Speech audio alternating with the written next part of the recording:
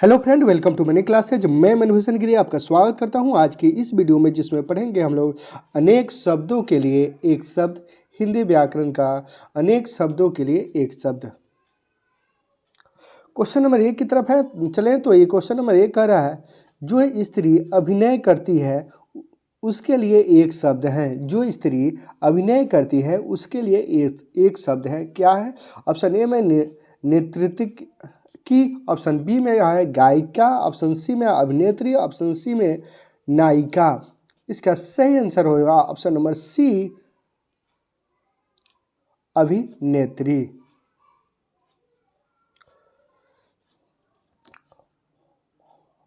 उसके बाद question number 2 है, आंखों के सामने के लिए एक शब्द है। आंखों के सामने के लिए एक शब्द है।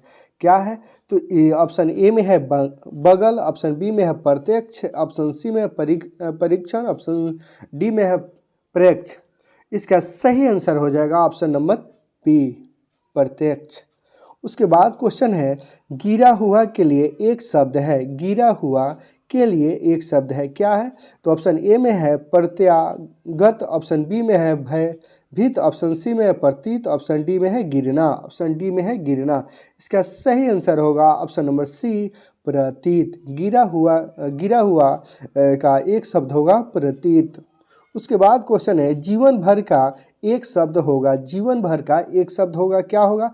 ऑप्शन ए में है जीवननार, ऑप्शन बी में है जिंदगी, ऑप्शन सी में है आजीवन, ऑप्शन डी में है साजीवन। इसका सही आंसर हो जाएगा ऑप्शन नंबर सी, आजीवन। उसके बाद क्वेश्चन है, त्रिव वृद्धि वाला कहलाता है। त्रिव वृद्धि वाला क्या कहलाता है? तो ऑप्शन की तरफ चले तो ऑप्शन ए में है समझदार, ऑप्शन बी में है कुशाग्र, ऑप्शन सी में है आज्ञाकारी, ऑप्शन डी में है बुद्धिमान, ऑप्शन डी में है बुद्धिमान। इसका सही आंसर हो जाएगा ऑप्शन नंबर बी, कुशाग्र। अधिक बुद्धि वाला कहलाता है कुशाग्र। उसके बाद क्वेश्चन है, जानने की इच्छा रखने वाले को कहते हैं। जानने की इच्छा रखने वाले को कहते हैं। तो ऑप्शन ए में है जिज्ञासा, ऑप्शन बी में है जिज्ञासु, ऑप्शन सी में है जीविता, ऑप्शन डी में है जानकार। इसका सही आंसर हो जाएगा, जानने की इच्छा रखने वाले को कहते हैं जिज्ञासु। इसलिए इसका सही आंसर होगा ऑप्शन नंबर बी। उसके बाद क्वेश्चन है, जिसने गुरु से दीक्षा ली हो एक शब्द में कहा जाता है। जिसने गुरु से दीक्षा ली हो वो एक शब्द में कहा जाता है। क्या कहा जाता है? ऑप्शन ए में है शिक्षित, ऑप्शन बी में है दीक्षित, ऑप्शन सी में है पंडित, ऑप्शन डी में है आचार्य। आचार्य। इसका सही आंसर हो जाएगा ऑप्शन नंबर बी, दीक्षित। जिसने गुरु से दीक्षा ली हो वो उसका एक शब्द होगा दीक्षित। उसके बाद वह स्थान जहाँ सेना रहती है कहलाता है। वह स्थान जहाँ सेना रहती है कहलाता है। अब ऑप्शन ए में है फौजशाला, ऑप्शन बी में है छावनी, ऑप्शन सी में है एलओसी, ऑप्शन डी में है बंकर। इसका सही आंसर हो जाएगा ऑप्शन नंबर बी, छावनी। वह स्थान जहाँ सेना रहती है कहलाता है छावनी। उसके बाद है उसके बाद है छात्रों के रहने का स्थान कहलाता है। छात्रों के रहने का स्थान कहलाता है। ऑप्शन ए में है छात्रावास, ऑप्शन बी में है महाविद्यालय, ऑप्शन सी में है विद्यालय, ऑप्शन डी में है कोचिंग। इसका सही आंसर हो जाएगा ऑप्शन नंबर ए, छात्रावास। छात्रों के रहने का स्थान कहलाता है छात्रावास। उसके बाद है, जिसने यश प्राप्त किया है उसे एक शब्द में कहा जाता है। जिसने यश प्राप्त किया है उसे एक शब्द में कहा जाता है। क्या कहा जाता है? ऑप्शन ए में है तेजस्वी, ऑप्शन बी में है यशवी, ऑप्शन सी में है गुण वाला, ऑप्शन डी में इनमें से कोई नहीं, ऑप्शन डी में इनमें से कोई नहीं। इसका सही आंसर हो जाएगा ऑप्शन नंबर बी, यशवी। उसके बाद क्वेश्चन है, जहाँ पहुँचना कठिन है कहलाता है। जहाँ पहुँचना कठिन है कहलाता है। ऑप्शन ए में है दुर्गम, ऑप्शन बी में है दुष्कर, ऑप्शन सी में दुर्लभ ऑप्शन डी में इनमें से कोई नहीं।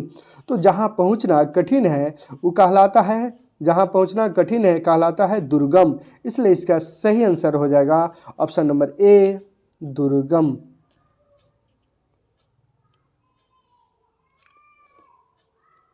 जो बहुत बोलता है उसे एक शब्द में कहा जाता है। जो बहुत बोलता है उसे एक शब्द में कहा जाता है। अब क्या कहा जाता है? तो जो बहुत बोलता है उसे एक शब्द में वाचल कहा जाता है। इसलिए इसका सही आंसर होगा ऑप्शन नंबर ए, वाचल। उसके बाद क्वेश्चन है जो मापने में समर्थ हो, जो मापने में समर्थ हो उसे क्या कहते हैं? तो ऑप्शन ए में है प्रतिमान, ऑप्शन बी में है मानदेय, ऑप्शन सी में है मापदंड, ऑप्शन डी में है मानक, ऑप्शन डी में है मानक। तो इसका सही आंसर हो जाएगा ऑप्शन नंबर ए, प्रतिमान। जो मापने में समर्थ हो वो कहलाता है प्रतिमान। उसके बाद है वन में चरने वाला। वन में चरने वाले को क्या कहते हैं? तो ऑप्शन ए में दिया हुआ है जीव, ऑप्शन बी में दिया हुआ है जानवर, ऑप्शन सी में वनचर, ऑप्शन डी में बनानी। इसका सही आंसर हो जाएगा ऑप्शन नंबर सी, वनचर। वन में चरने वाले को वनचर कहते हैं।